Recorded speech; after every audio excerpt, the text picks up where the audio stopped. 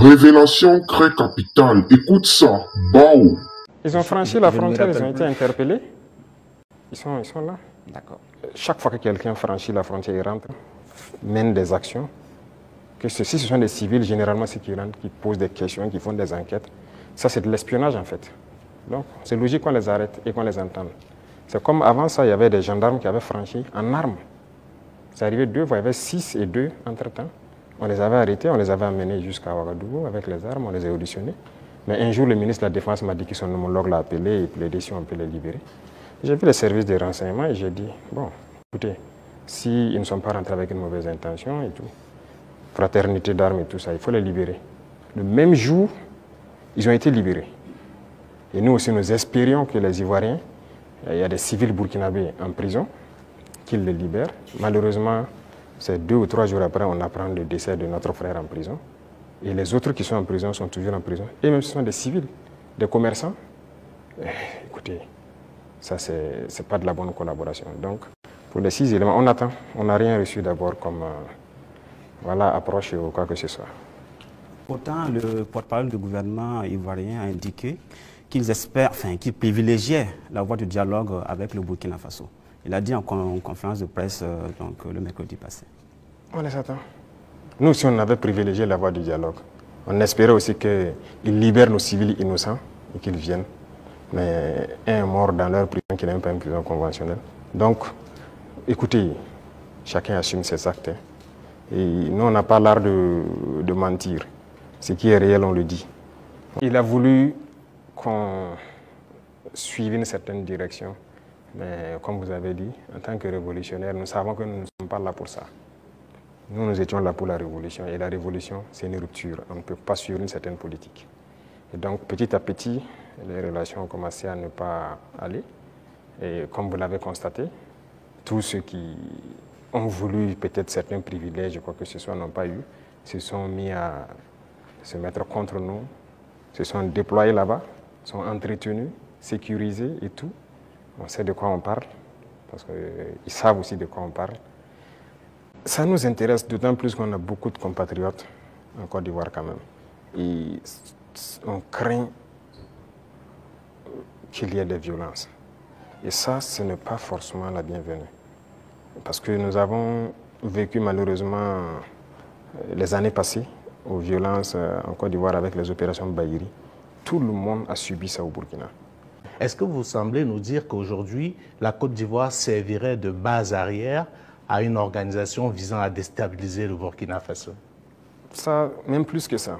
Base arrière à une organisation servant à déstabiliser le Burkina. Ils sont là-bas. Les ennemis du Burkina sont clairement là-bas, affichés, protégés. Ils sont payés, ils sont protégés, ils sont bien logés.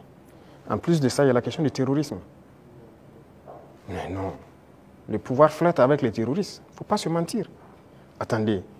Croyez-vous vraiment que peut-être l'armée ivoirienne est tellement surpuissante que quand les terroristes les voient seulement, ben écoutez, ceux-là, il ne faut même pas les toucher, quoi que ce soit. Vous croyez à ça? Ils sont tellement plus puissants que les 3 armées de l'AES. C'est faux. Il y a un pacte de non-agression. Et quand il y a un pacte de non-agression, vous devenez une base arrière. Et tout ça, ça m'inquiète justement. Si ce pays, il y a des crises, le pays sera attaqué par les terroristes. Parce que s'ils ne gagnent plus ce qu'ils gagnent, le pays sera attaqué et ce pays va sombrer. C'est un danger. C'est pourquoi j'ai passé le temps à dire au chef d'État, on ne pactise pas avec les terroristes. Voilà. La Côte d'Ivoire a une élection présidentielle cette année, dans quelques mois. Est-ce que c'est quelque chose qui vous intéresse? Nous sommes burkinabés. C'est ce que nous savons. Et nous avons décidé de faire une révolution, on va la faire. Maintenant, celui qui embarque dedans embarque. Nous ne pouvons pas être dans une révolution et vouloir faire un autre modèle de diplomatie. Je vous ai dit la diplomatie mensongère et tout ce qu'il y a. On n'est pas prêt à être dans ce sillon-là. S'il y a quelque chose qui ne va pas, qu'on ait le courage de vous dire ça ne va pas. Il ne faut pas faire de l'hypocrisie. Généralement, les gens devant les micros et tout ça, non, tout va bien, si c'est ça, on est en train de... C'est faux, ça ne va pas bien. Il faut avoir le courage de le dire, il faut qu'on s'asseye, qu'on parle et qu'on se dise la vérité. Mais si les gens ne veulent pas ça, parce que juste dans leur tête, bon, il faut que ces gars-là quittent, parce qu'on ne veut pas de révolution en Afrique de l'Ouest. Ça ne va pas marcher. Donc, chacun se prépare à assumer les conséquences voilà, de la situation. Il y a un encerclement des pays de l'AES. Quand je regarde un peu en Côte d'Ivoire, il y a un camp militaire à Odiéné, près du Mali et du Burkina. Le Sénégal installe des unités à la frontière avec le Mali, sans oublier également le Bénin qui fait frontière avec le Burkina Faso et le Niger. Est-ce que, Monsieur le Président, vous partagez ce point de vue? Est-ce que vous voyez les choses de cette manière? Je pense que quand vous décidez de faire la révolution, il faut vous apprêter à cette adversité. C'est une logique qu'ils nous encerclent. C'est logique qu'ils essaient de nous faire tomber. C'est logique. C'est comme je dis, c'est une bataille. Ils se battent pour leurs intérêts. Et c'est à nous, si on a décidé de faire la révolution, de tout mettre en œuvre pour que cet encerclement soit vaincu. Vous voyez, l'Afrique, on a l'habitude de ne pas avoir d'abord une armée forte. Il n'y a pas d'État s'il n'y a pas d'armée forte. Mais bon, c'était le système.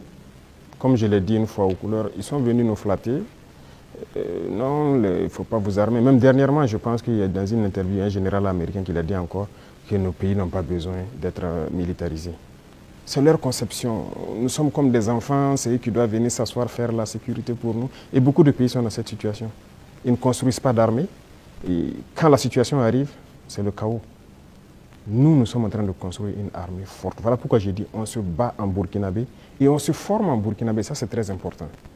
Avant, c'est quoi? Chaque fois, les forces étrangères, tout le monde vient pour former vos soldats. On vous prend comme des moins que rien. Aujourd'hui, beaucoup de forces étrangères cherchent à venir s'entraîner avec nous. Vous n'allez pas imaginer. Les plus grandes puissances cherchent à venir s'entraîner avec nos soldats. Mais ce n'est pas juste l'entraînement. Ils veulent apprendre comment on fait. Comment on procède, qui nous entraîne. Mais personne aujourd'hui ne sait comment les birs sont formés, comment on les entraîne, comment on les équipe. Pourquoi nous on croit que c'est les autres qui doivent venir nous former? Ils n'ont pas créé quelque chose.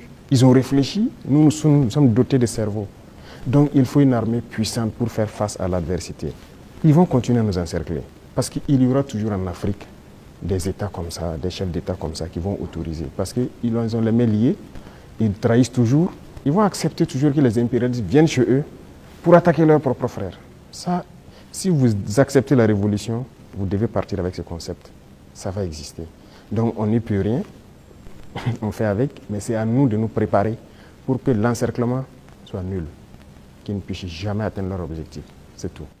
J'espère que vous avez donc écouté le message du capitaine Ibrahim Traoré. Il a donc désavoué Draman Ouattara. En tout cas, vous connaissez qui c'est Authentica. Information 24 heures sur 24, 7 jours sur 7. Tiens, vous rappeler, on ne mâche pas les mots ici parce que nous sommes dans la vérité et la vérité doit toujours clore dans cette église médiatique. On se dit à la prochaine parce que sont partout dans tous les pays de l'Afrique de l'Ouest, dans tous les pays de l'AES. Et nous sommes dans la révolution. Activation. Alors, pour ceux-là qui tardent encore, le mot d'ordre est donné.